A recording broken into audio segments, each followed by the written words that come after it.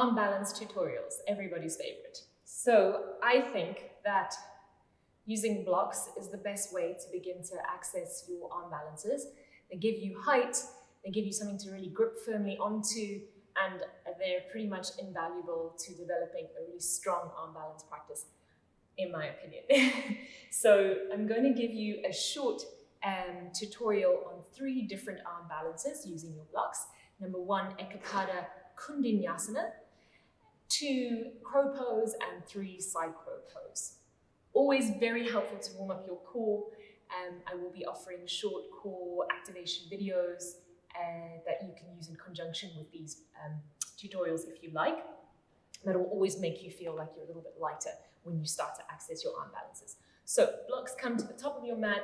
Again, always the width of your shoulders as you would set them up for a downward facing dog. We're going to go first into Ekapada kundinyasana. So I think in English that might be called the side scissors pose. I always get a little bit confused with that, but you'll see now. So blocks are shoulder width apart, ground your hands on your blocks, lift yourself up into a downward facing dog. There's so many different ways to access this pose. It does require quite a lot of open hips and hamstrings, so you want to work on that too before you really attempt this pose. Okay, let's come into a downward facing dog. Quite nice to bring the toes together when you're working on this pose. So you're just a little bit short in your down dog, really firm through your palms, strong and straight through your arms. Remember the little recipe that I'm always going on about, which is to roll the shoulders away from the ears. Feel like you can spin the triceps down and the biceps up.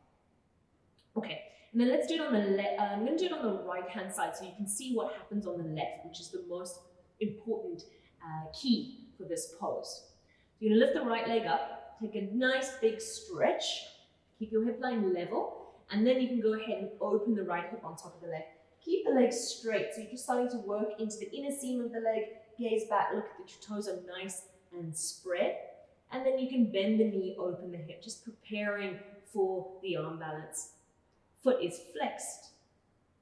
Look that your left heel is hidden behind the ball of the left foot. Breathe in, and then on exhale, let's try to keep the knee bent, curl the knee high up towards your right tricep. Okay, make the connection here and then round the upper back. So as if you want to press the back of the heart towards the ceiling.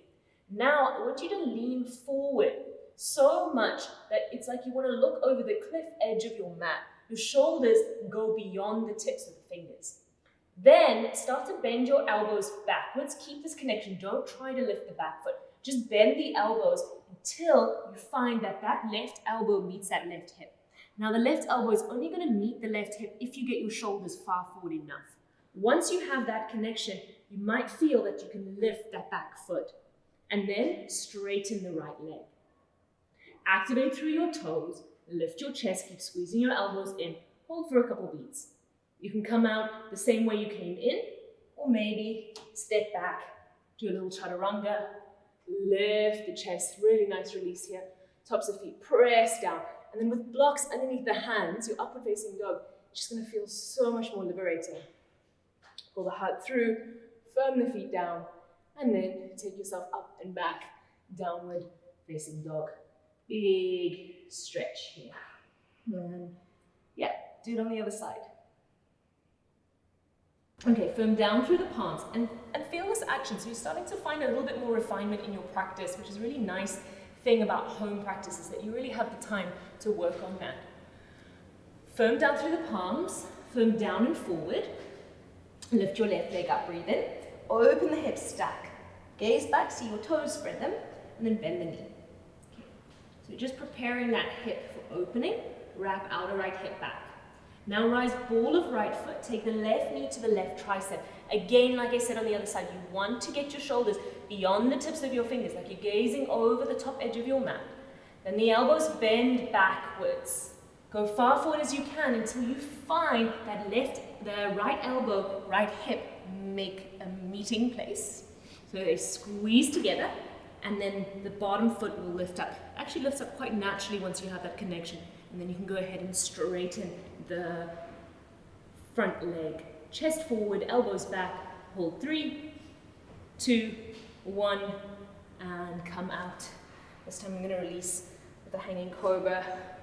Big breath in, downward facing dog, breath out.